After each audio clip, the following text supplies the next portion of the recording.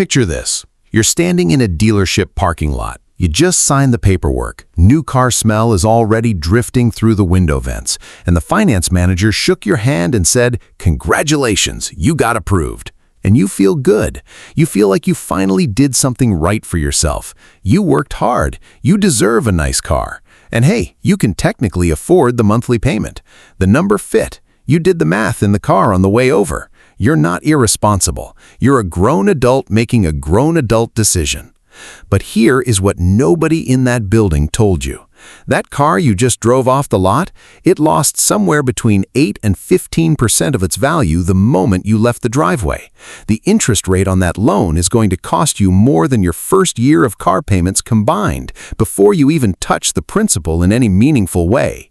Your insurance is about to jump, and statistically speaking, you are going to be making payments on this car for so long that by the time you pay it off, it will already be time to start thinking about replacing it. And here is the part that will absolutely blow your mind. Most people do this over and over again their entire adult life and never once stop to look at what it is actually costing them. My name is Nico, and I spend way too much time thinking about money. If you're new here, welcome. Hit that subscribe button and leave a thumbs up on this video, because today we are going deep on something that I think is quietly one of the most financially destructive habits in modern American life. Before we get into it, I want to ask you something, and I genuinely want you to sit with this question for a second. What if the thing you were told was normal, the car payment, the monthly installment, the idea that everybody has one, what if that thing is actually one of the biggest financial traps of your entire adult life? Because I think for most people it is. And in 2026, the math has gotten significantly worse. Let me paint you a picture. Imagine you have a bucket, a big bucket. And every month you work hard, you trade your time and your energy and your labor, and you pour water into that bucket. That water is your income. Now, imagine there's a hole in the bottom of the bucket, a slow, steady, invisible drain. It does not feel dramatic. You are not watching money fly out the window all at once, but month after month, year after year, that water is quietly disappearing. And the crazy part is that the drain is not just taking your money, it's taking the money that money could have made. It's taking the compound interest, the investments, the opportunities, the future version of your wealth that you never got to meet. A car payment is that hole, and in 2026, that hole just got a lot bigger. So let us actually talk about where we are right now, because the numbers have shifted in a way that I do not think most people have fully processed yet. The average new car transaction price in the United States is now sitting above $50,000. Let that land for a second. $50,000 for the average car, not a luxury car, the average one. And because so many people cannot actually afford to buy that vehicle outright or even put a reasonable down payment on it, lenders have responded by stretching out the repayment terms longer and longer. We are now in an era where 72-month loans are basically standard, 6 years, and 84-month loans, that is 7 full years, are becoming increasingly common and are being pitched to buyers as a totally reasonable option. Here's where it gets really interesting, because when you stretch a loan out that long, something very specific happens to the math, and it is not in your favor. Interest rates have remained elevated. We're talking auto loan rates on new vehicles averaging somewhere between 7 and 9%, depending on your credit score, and climbing higher if your credit is anything less than excellent. So now you have a $50,000 car on a 72 to 84-month loan at 7 to 9% interest, and lenders are marketing this to you based entirely on the monthly payment. They are not talking about total cost. They are not talking about what you will pay over the life of the loan. They are talking about whether or not the monthly number fits inside your budget. That is the trap. That is where the psychology kicks in, and we're going to break that down completely. Let us run the actual math, because I want this to feel real for you. I want this to hit. Let us say you buy a vehicle for $50,000. You put $5,000 down, which is already a stretch for a lot of people, and you finance $45,000 at 8% interest on a 72-month loan. Your monthly payment comes out to around $705 per month. And that feels manageable, right? If you're making $60,000 or $70,000 a year, you can technically fit that number into your budget. But here's what that actually costs you. Over the life of that loan, you're going to pay somewhere around $50,700 in total payments, which means you paid nearly $11,000 in interest alone on a car that was already worth less than you paid for it the moment you drove it home. And by the time you make that final payment 72 months later, that car has lost somewhere between 40 and 60% of its original value. You paid $50,000 for an asset that is now worth maybe $20,000 to $25,000. But here is the part that does not get talked about enough. And this is what I really need you to understand. The car payment is not the only cost, not even close. Because layered on top of that $700 monthly payment is a full coverage insurance policy that has absolutely exploded in cost over the last few years. Insurance premiums are up dramatically across the country. The average American is now paying somewhere around $220 to $260 a month for full coverage auto insurance on a newer vehicle. Some people in high-cost states are paying significantly more than that. Then you have registration fees, maintenance, gas, tires, and suddenly that affordable $700 car payment is actually costing you somewhere between $1,100 and $1,300 a month, all in, when you factor everything together. Think about that number. $1,200 a month. $14,400 a year. Just to have a car and keep it on the road. And I am not judging you if this is your situation right now. Truly, I am not. Because this is what was normalized. This is what we were all shown. You get a job, you get a car payment, you get an apartment. You figure out the rest. Nobody sat you down and showed you the real cost. Nobody ran the full number for you. So let us do that right now. Here is the number that I want to tattoo on the inside of everyone's eyelids.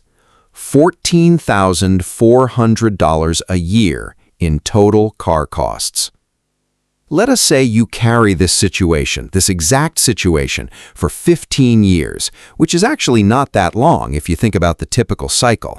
You get into a car payment in your mid-20s, pay it off, immediately roll into another one because you feel like you deserve an upgrade, and you just keep going. 15 years of rolling from one payment to the next is completely normal for most people. 15 years times $14,400 a year is $216,000. That is the raw number. But that is not the real number, because that is not what that money could have become. And here is where I need you to really sit down, because this is the part that changes everything.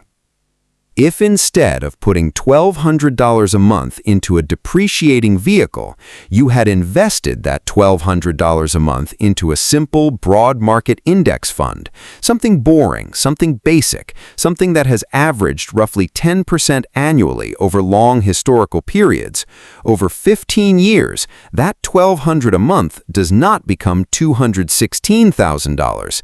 It becomes somewhere in the neighborhood of $490,000. Nearly $500,000 from a car payment, from a choice that felt normal, from a decision that everyone around you was making, so it never even crossed your mind to question it. Now I know what you're thinking. Nico, I need a car. I live in a city with no public transit. I have to get to work. I have kids. I cannot just not have a car. And I hear you completely. I am not telling you to never own a vehicle. I am not living in some fantasy where everyone takes the train everywhere. What I am telling you is that there is a staggering difference between the car you need and the car you are being sold. And that difference, the gap between what is functional and what is aspirational, between what serves your life and what the dealership wants you to drive off the lot, that gap is costing you generational wealth. Let me paint you a different picture. Same person, same income, different choice. Instead of the $50,000 vehicle on a 72-month loan, you buy a reliable 3 to 4-year-old used vehicle for $18,000 to $20,000. Maybe you finance $10,000 or $12,000 of it on a 36-month loan at a lower rate because the loan amount is smaller and the term is shorter. Your monthly payment is somewhere around $350 to $400. Your insurance drops because the vehicle is older and the replacement cost is lower. Your all-in monthly cost for transportation is maybe $550 to $650. You save $500 to $650 every single month compared to the new car scenario. You pay it off in 3 years, not 6 or 7, and then, and this is the part that almost nobody does, but that completely changes your financial life, you keep making that same payment, except now you're making it to yourself, to a brokerage account, to a Roth IRA, to your future. $500 a month invested for 12 years, because that is the remainder of the 15-year window we were looking at 10% annual returns, grows to somewhere around $125,000 on top of the money you were already investing during the first 3 years. This is the compounding difference. This is the math that keeps people quietly broke versus quietly building something real. But here is something that the math alone does not capture. And I think this is actually the most important layer of this whole conversation. There is a psychological component to the car payment trap that makes it so incredibly difficult to escape. Because the car is not just transportation. It never was. The car is identity. The car is how you feel when you pull up somewhere. The car is the signal you send to your coworkers, to your family, to yourself. And the dealership knows this, the lender knows this. Every single person in that building on the day you buy a car understands that they are not selling you transportation. They are selling you a feeling. They are selling you the version of yourself that deserves something nice. And that is a very hard thing to say no to when you have spent years working hard and feeling like you never quite get ahead. Here is what I want you to hear, though. The real flex in 2026 is not the car payment. The real flex is the net worth. The real flex is the brokerage account with 6 figures in it. The real flex is the person who drives a paid-off used car and quietly has more money than everyone who is judging them for that. Because I promise you, and I say this with complete certainty, nobody who has ever built real financial security looks back and thinks, man, I really wish I had financed a nicer car in my 20s. That thought does not exist. What they remember is the moment they stopped letting their purchases define them and started letting their choices build them. And here's the crazy part about the identity piece. It shifts faster than you think. Because the moment you make a decision that aligns with who you are actually trying to become, the moment you choose the boring used car because you understand what that decision means for your future, something changes in the way you see yourself. You stop being someone who is trying to look wealthy, and you start being someone who is actually becoming wealthy. And those two people make very different decisions with very different outcomes. Now let us talk about the trap within the trap, because there is one more layer to the 2026 car payment crisis that I want to make sure we cover. Negative equity, underwater loans. This is the situation where you owe more on your car than it's worth. And because of the combination of long loan terms, high prices, and high interest rates, this is happening to more people than ever before.